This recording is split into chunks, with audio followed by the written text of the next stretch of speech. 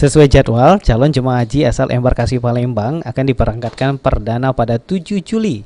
Keberangkatan perdana ini diawali dengan penerimaan calon jemaah haji sehari sebelum di asrama haji.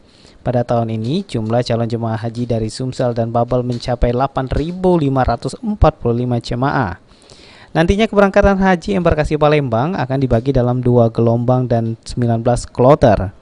Untuk kloter pertama akan berangkat calon jemaah haji yang berasal dari Kabupaten Oku Timur dengan jumlah 356 calon jemaah haji.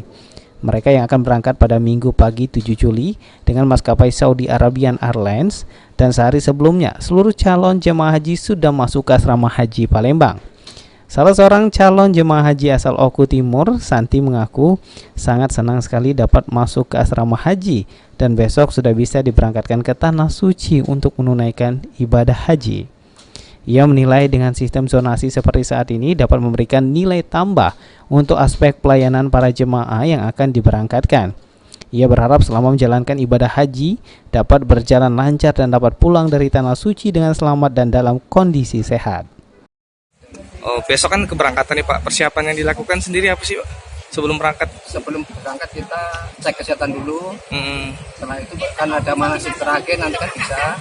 Itu bagi paspor. Kegiatannya. Bagaimana perasaannya Pak? Ya alhamdulillah senang sekali karena sudah pelayanannya bagus sekali. Bagus ya. Bagus sekali ya. Betul. Nah, ini kan ada sistem zonasi ini, tahu kan Bapak? Tahu. Tahu ya. Cak mana dengan ada sistem zonasi ini? Senang sudah senang semua. Ya. Berarti pelayanannya baik Pak ya? Baik, pelayanan baik, bagus sekali. Selama di Tanah Suci, untuk penginapan calon jemaah haji asal embarkasi Palembang pada saat berada di Mekah berada di dalam satu wilayah Raudhah, sedangkan saat berada di Madinah berada cukup dekat dengan Masjid Nabawi. Adi Sunandar, PAL TV.